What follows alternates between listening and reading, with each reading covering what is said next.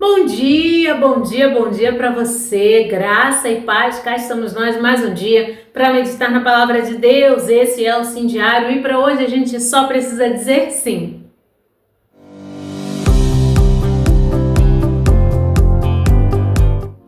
Hoje eu quero ler contigo um texto muitíssimo conhecido, muitíssimo pregado por aí, né? E ele é rico, a gente pode pregar em vários períodos dessa perícope de texto, né? De Lucas 15. Mas eu quero hoje focar em algo que eu demorei muito tempo para entender. Arrisco dizer que de vez em quando eu ainda dou uma rateada nesse entendimento. Hoje eu quero falar contigo sobre... Vamos ler o texto e depois eu conto. Vamos lá. Lucas 15, 25. É Lucas 15, né? Lucas 15, 25 vai dizer o seguinte: tudo isso se deu enquanto o filho mais velho estava no campo. Já pegou aí? Já se localizou, né? No final do dia, ele voltou para casa. Ao se aproximar, ouviu o som da música e das danças. Intrigado, perguntou a um dos empregados o que estava acontecendo. Ele contou a novidade. Seu irmão voltou para casa. Seu pai ficou tão contente de recebê-lo de volta, são e salvo, que mandou fazer uma festa. O irmão mais velho ficou tão revoltado que não quis participar da comemoração. O pai tentou conversar com ele, mas ele não quis ouvir e protestou. Há quantos anos trabalho para o Senhor sem nunca reclamar? E alguma vez ganhei uma festa para mim e meus amigos? Agora esse seu filho, que desperdiçou todo o seu dinheiro com prostitutas, aparece aqui e o Senhor lhe dá uma festa dessas? O pai respondeu. Até aí, eu ia continuar, né? O pai respondeu. Eu ia continuar essa conversa aqui, mas a gente pode depois elencar algumas partes do texto aqui para a gente conversar também. Mas o que eu quero falar é sobre o comportamento desse filho. Esse filho aparece praticamente no final da conversa, né? No final da história do filho pródigo. Nessa versão da mensagem é a história do filho perdido. E o Senhor Jesus, ele quer ilustrar um cenário que muitas vezes é incompreendido por nós, cristãos maduros, que já estamos ali congregando há muito tempo. Esse texto ele vem falando de algo muito difícil de entender, que eu falei no começo, aí, né? Dei um suspense. Esse texto ele fala unicamente da graça. A graça que é um favor imerecido. Todos nós pecamos e destituídos estamos da glória de Deus, diz lá em Romanos. Paulo vai falar aos Romanos que todos nós estamos no erro, porque nascemos do pecado, né? De Adão e Eva para cá, ninguém nasceu sem pecado, ou seja, toda a humanidade necessita de salvação e dessa graça. Bem, quando nós estamos em Cristo, aceitamos a Cristo, começamos a caminhar com Cristo, aceitar a Cristo, né? É engraçado isso, a gente todo errado tem que aceitar alguém aqui. Quem tem que aceitar é Ele, né? E graças a Deus Ele aceitou. Ele faz, inclusive, questão de nós. Mas quando a gente está nesse cenário, de posicionamento em Cristo, de querer agradá-lo e cumprir em obediência ao que Ele nos determina, nós começamos a entender a necessidade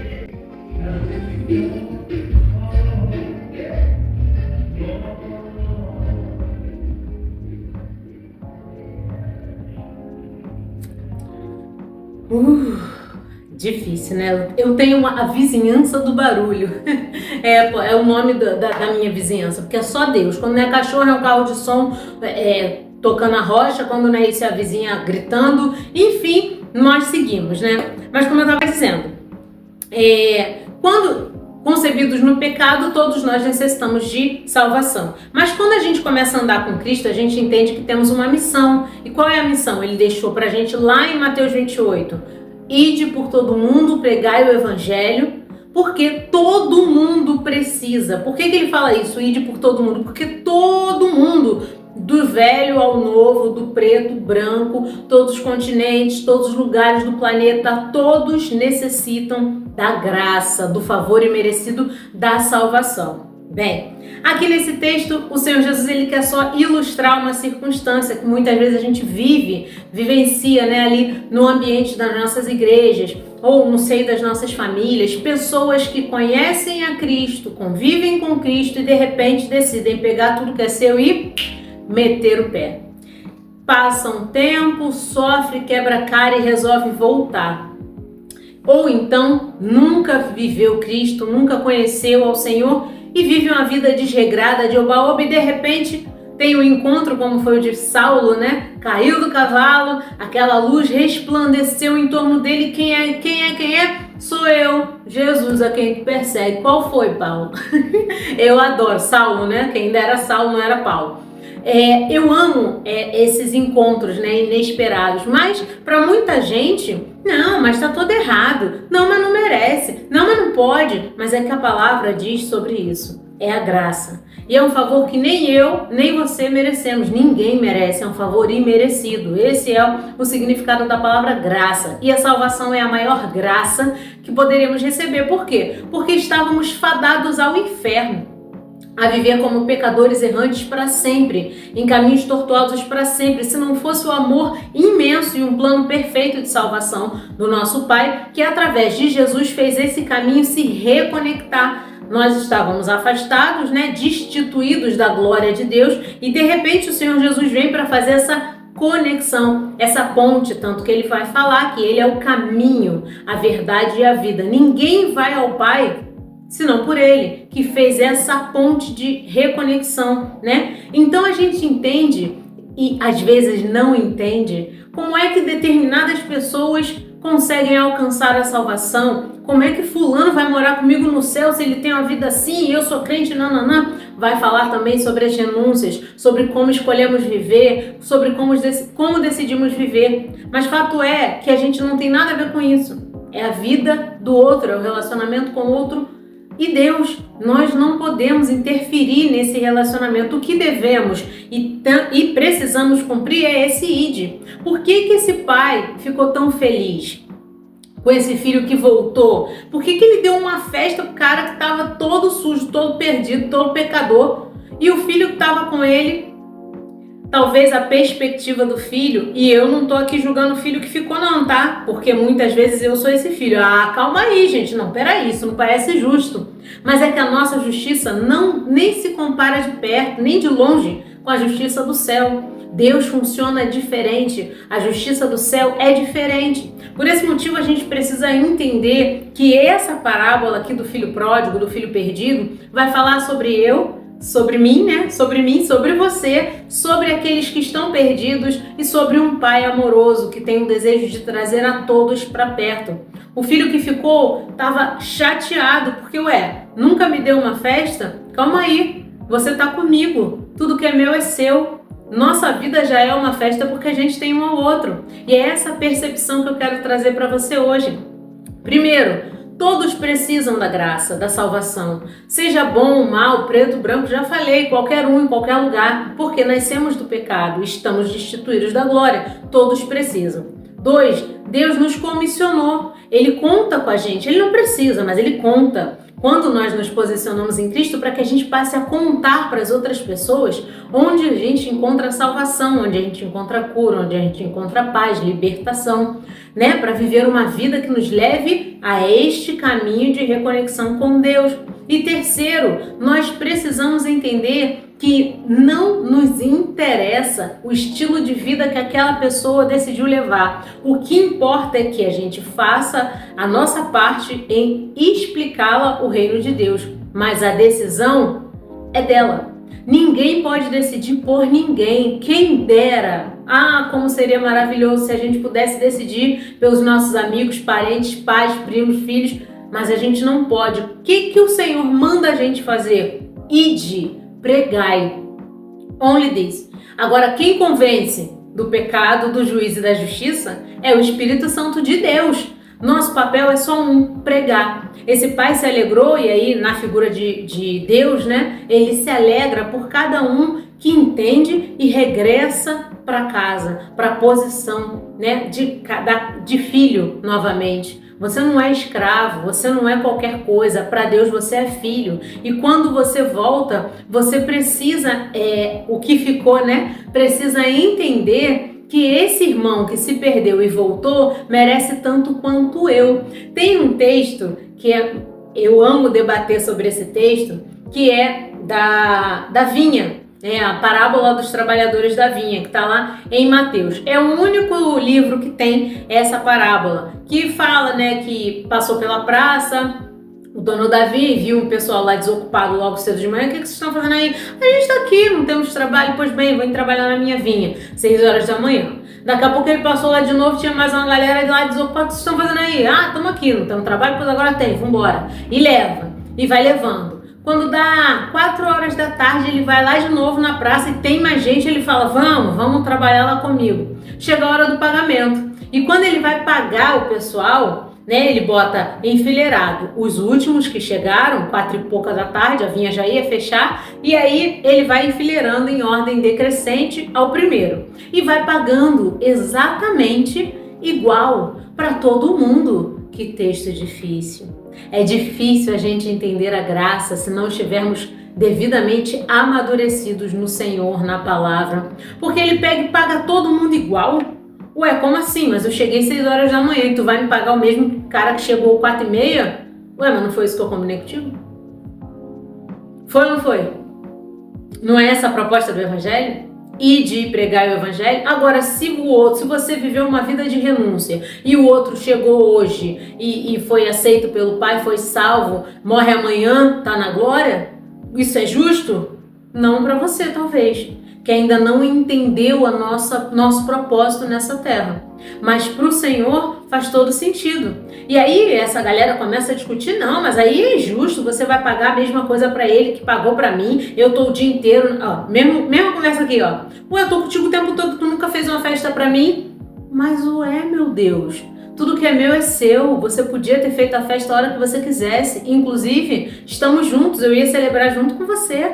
Você está entendendo? Quando Deus quer falar conosco sobre isso, a gente não faz acepção de pessoas, porque Ele não faz, e como imitadores de Cristo a gente também não deve fazer. É muito difícil, eu sei. Eu gosto de usar a palavra desafiador, né? Mas dessa vez eu vou usar difícil, porque é difícil mesmo a gente entender sobre a graça, porque ela é algo que você precisa estar muito dentro de Deus para você compreender essa mentalidade dele, né? Porque como explicar a graça? Não dá. Ela é um favor que a gente não merece. Ah, mas eu sou... Não, você não é melhor que ninguém. Porque todo mundo está errado no mesmo bonde de erro. Não tem essa de, mais errado, menos errado. Ah, mas fulano matou, fulano estuprou, fulano fez, fulano aconteceu. Eu só menti. Da mesma forma... É difícil entender sobre pecadinho e pecadão, que não existem. Tudo quanto é pecado tem raiz no mesmo pecado, que é o pecado da desobediência. Todos os outros são raiz desse. Por quê? Tem esse como raiz, na verdade, né? Que é a desobediência. Porque todos os outros pecados, eles vão contra algo que Deus determinou. Não é para matar. Se você mata, você pecou. Não minta. Se você mente, você também pecou. Tá entendendo? Ah, mas eu não faço nada demais. Não aos seus olhos. Tá vendo como a sua justiça é falha?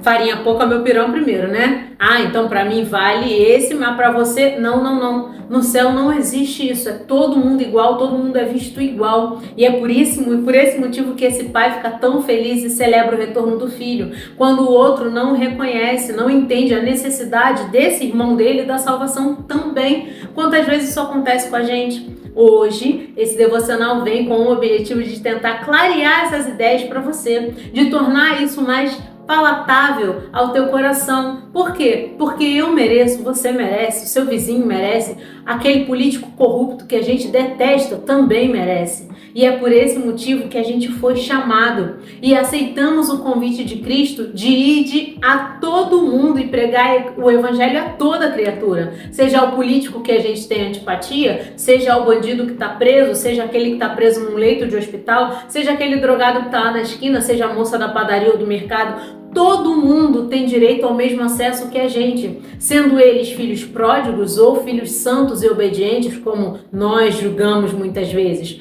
Todos têm direito e todos quantos quiserem têm acesso. Então, para hoje eu quero muito que você entenda que a graça, ela é esse favor imerecido que eu, você e todos nós temos acesso caso queiramos.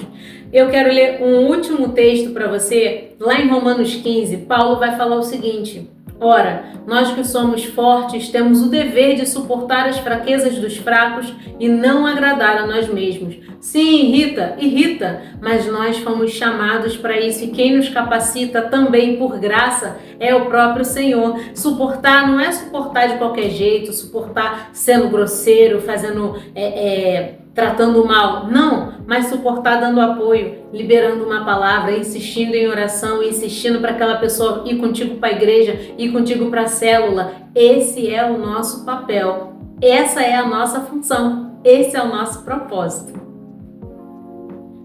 Também quero muito que você entenda que Deus valoriza muito mais a disponibilidade do que uma obra feita de qualquer maneira. Muitas vezes as pessoas estão há anos dentro das igrejas, trabalhando nas igrejas, mas reclamando do seu trabalho, da sua função e do seu chamado. Mas quando o Senhor olha, Ele valoriza muito mais o que está por dentro do que o que está externamente e aparente. Então entenda, a graça é para todos. E você que ainda não entendeu, procure entender a necessidade de expandir esse convite a todos que estão ao seu redor, família, amigos, presídio, hospital, onde você puder, fale dessa salvação e dessa graça que está disponível para todos. O objetivo do Senhor é povoar o céu. E por último, mais ou menos importante, este objetivo de povoar o céu, ele conta com você. E outra, os anjos gostariam de fazer o que nós fomos incumbidos de fazer. Qual é, Deus? Deixa a gente contar pro pessoal que tu salva. Não. Deixa que os meus filhos lá na terra farão. E assim nós estamos fazendo. Esse é o objetivo do Sim Diário. E eu espero que a tua vida também seja um reflexo dessa graça maravilhosa que te alcançou e quer alcançar a todos. Então, seja você um agente do céu. Pai, muito obrigado por mais um dia de vida, mais uma palavra que o Senhor ministra ao nosso coração para nos trazer clareza e ensinamento. Obrigada. No nome de Jesus, eu peço que essa palavra seja vivificada nos nossos corações, que esse texto de Lucas 15 possa reverberar dentro da nossa alma, nos fazendo entender sobre a graça, um favor que nós também não merecíamos.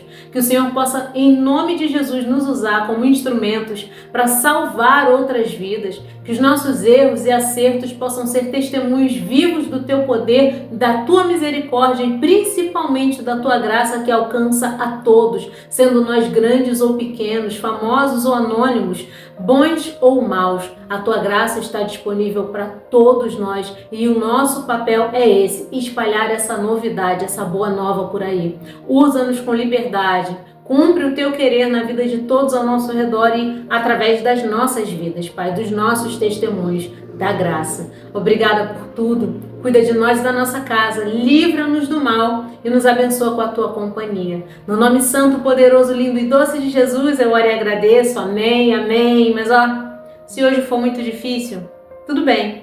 Amanhã a gente diz sim de novo. Fiquem com Deus e até o próximo vídeo.